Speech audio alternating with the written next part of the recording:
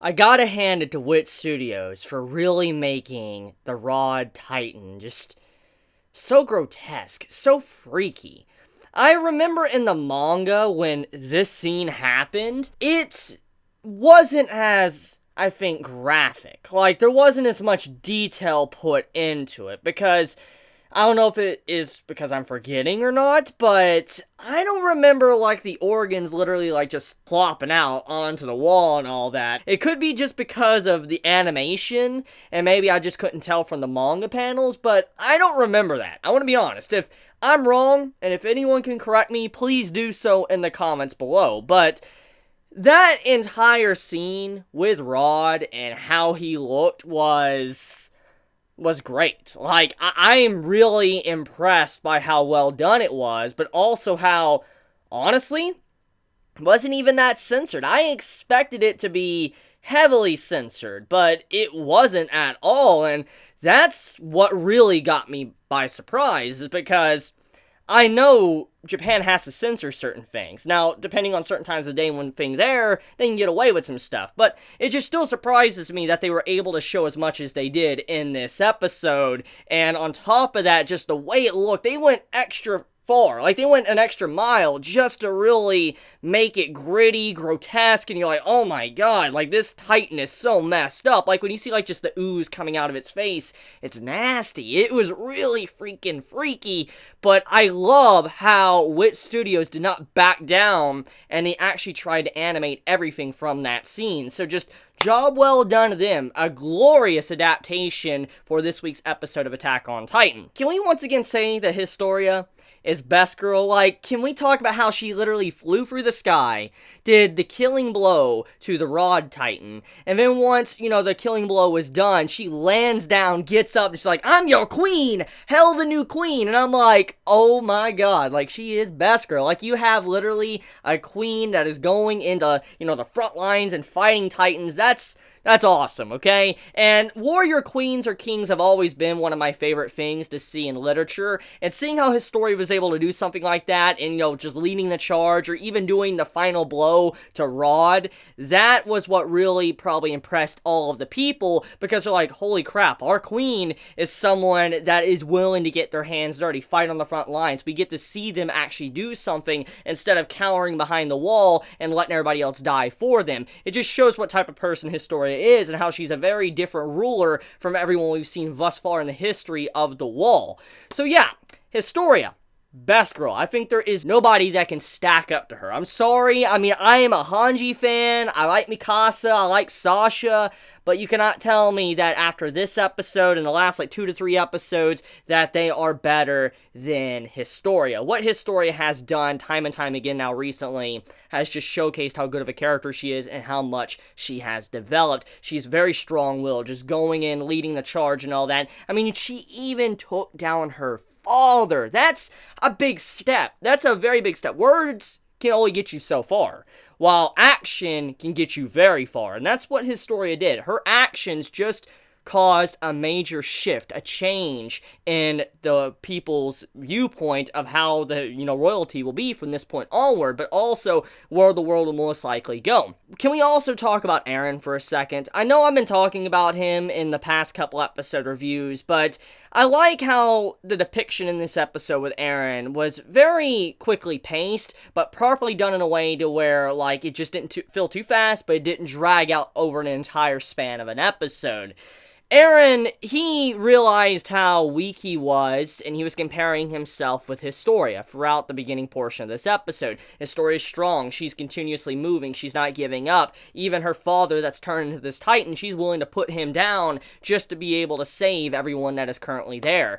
And he's like, holy crap, I'm feeling all upset, depressed, and all this, you know, I need to get up and actually, you know, eat that horse. And so he just starts, you know, pummeling himself, and it just really shows that Eren's starting to wake up and overcome his weakness, his flaws, and he needs to realize that, yes, he's not the most important person, but he needs to get up and do the job that he has, and that's what he tried to do. So I like the pacing of this episode, and it really kind of shows that Eren isn't like a typical shonen protag. He's definitely different from the normal mold we get, and seeing how Eren as a protag got developed, it pleases me greatly. It really makes me just enjoy his character more, because many honestly don't really like Eren. There's a lot of people a part of the Attack on Titan community that don't like him, and I understand why. I mean, he was a loud, obnoxious brat that didn't know how to shut up, and he thought he was the king of the world, and, I've been talking about that these past couple episodes, and just seeing this episode is kind of like a nice bow on top to his character, showing the audience that he has changed, he's trying to change, and he is going to be a lot different. He's not going to just think that he can throw away people like it's nothing. He realizes that, there's a lot more important things going on than what he thinks, he wanted to accomplish. So yeah, I love that. I think this episode did a good job with, like, kind of concluding Eren's development a little bit, but also really highlighting Historia as well. Irwin, as we know, he basically said nobody was going to be evacuating. They weren't going to evacuate anyone from the town, and we get the reason for that. At first, it seems like, Irwin's just a madman, but he actually gives a logical reason, which makes sense, and no one really can argue with the man in that moment, because, number one, he's a man with experience, and number two, I mean, he's a really confident leader, and he's confident that, something will be done. So, I mean, when you think about that, I mean, anyone that was there in that room obviously couldn't contest what Irwin was saying. Like, he's like, okay, look, we're not evacuating anyone. The reason why we're not evacuating anyone is because right now, the Titan is abnormal. It's wanting to go after a large population of humans. And so because there's a large population right there in this town, that's where the Titan is heading. And so if we were to move the entire population inside of the wall a little bit deeper, then the Titan would veer off course and attack a different part of the wall, which in turn could cause a bigger hole. If, things go sideways, it would just be a lot worse to handle. So because of everything, he's like, look, I know it's bad to throw these civilians in the front lines like this, like, they're in harm's way, but at the same time, it's the best option we have. And so it's the typical Attack on Titan fiend to where you might have to sacrifice the few to save the many. But Irwin does state that if things do go like sideways, they do have preparations for the individuals to evacuate. If they follow standard procedure and evacuate, then everything will be okay for a little bit. Because, I mean, if the Titan isn't stopped, it would continuously go through the wall and just continuously wreak havoc and destroy everyone inside. So it's a good thing that they kind of did stop in this episode. If they didn't, well, it would be the end of all of humanity. But getting back on topic, though, I just like how Irwin's logic and what he said, you can't really refute it. And so anyone that was like, Irwin's a madman and that, what he's doing is evil, now actually sees the truth. I was kind of making just a meme and a joke in the last episode review I did, but in truth, Irwin is a very calm and smart man. He knows what he's doing. Even though he might be a coward in some ways since that was exposed, he still knows what he's doing. He's a very good commander, and he usually comes out on top for most of the time. So the battle plan was to shoot cannons all at the Titan, this big giant Titan that was Rod, and continuously load it up. And if that did not stop the Titan, then these new, explosive barrels would have to come in and literally be rammed down Rod's throat to be able to cause, an explosion big enough for they can actually handle it. And that's what happened. So let's look at what would have happened if Historia did not actually take out Rod in that moment, okay? So let's say if, a chance happened where Historia missed, or they didn't take out Rod in the little piece of flesh that was slung, okay, inside of the wall.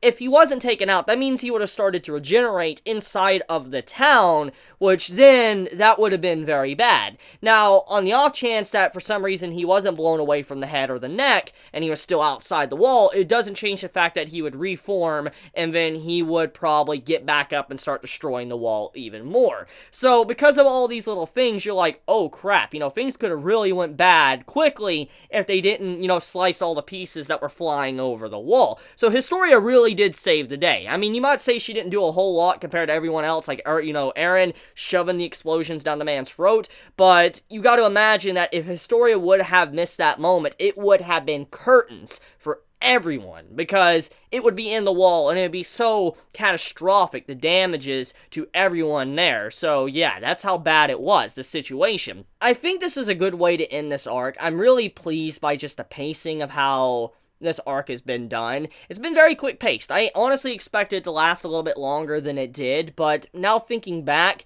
I think it's a good thing that, you know, it ended as quickly as it did, but also just had a really good, I guess, vibe to it. It had a proper pace to where it didn't feel too slow, and I think the biggest problem many had with this arc of Attack on Titan, like the manga readers, was that because it's a monthly release schedule, like the chapters come out on a monthly basis, it can get very tiring waiting for a new chapter, especially if it's all politics. Personally, I like the politics of Attack on Titan. I've said this many times, but if you're only, like, let's say reading a chapter that's like 40 or so pages, and then you gotta wait an entire month to see the next chapter, it can get a little bit tiring. Like, you know, all of this stuff that happened in the span of these, like, 12 episodes or 11 episodes or whatever episode number we're on, you know, all of this or whatever, you know, all this content took like a year, maybe 2 years to actually do. So you gotta imagine, from a manga reader's perspective, having to, you know, be with a monthly release cycle for up to a year or two, that can be very tiring. So I can understand why people didn't like this arc that much if you think about it from that perspective, and I'm just glad the pacing of this anime has been so well done,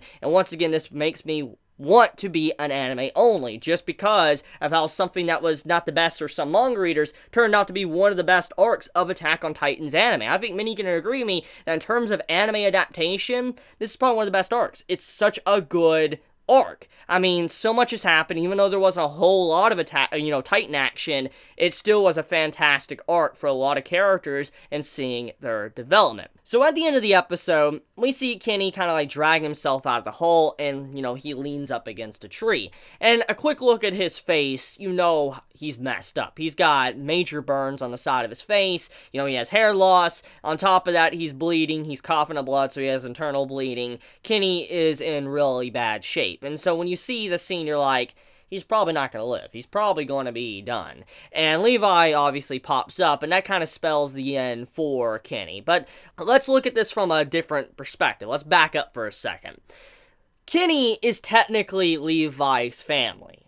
And so if Levi does do the final blow to Kenny, then that would mean that technically he killed his own family member. And I don't think Levi probably wants to do that. He would if he was forced to, but there's a lot of history between him and Kenny, so we're probably going to have something very, like, emotional happen in this upcoming episode, which it is, you know, stated at the end, if you look at the preview, that we're going to get some form of backstory to Kenny, probably explaining his motives, why he acted like he did throughout this season, and it is something that will expand upon the scope of Attack on Titan and set up for the future of the series, at the very least the second half of Attack on Titan Season 3. We do have a quick little scene with the cliffhanger to where Kenny pops out a syringe, and as we know with the syringe and vial that he has right there, that is Titan serum. So, if we think about that, Kenny might not die, but we know that Kenny doesn't want to just turn into a mindless Titan, because if he does, well, he'll end up like Rod. He'll just end up dying. So the question is, what does he have planned there? With the Titan syringe being right there, is he trying to say, like, hey, turn me into a Titan, and then one day, you know, if there's a chance, you know, find a Titan shifter and allow me to eat him for I could turn back to normal? Maybe that's what Kenny's going to try to say to, you know, Levi, but who really knows? We don't really know what he's trying to say at this moment, but with that cliffhanger, there's a lot of questions. And even if, let's say, Kenny tried to inject himself with that Titan serum, I highly doubt Levi would allow him to do that, because Levi, he's very quick, and Kenny obviously is very hurt, so he's going to have a little bit of a slow reaction, and so if he sees something like that happening, he's probably going to just rush over and just end the man real quickly. So it's a very complicated situation. It makes you wonder what will happen next for Attack on Titan. But that's about it. Let me know your thoughts in the comments below. If you enjoy my content, you know, please subscribe. If you like this video, please leave a like, and if you want to get notified for whenever I upload a video, please click the bell icon down below, and with that, Chibi out.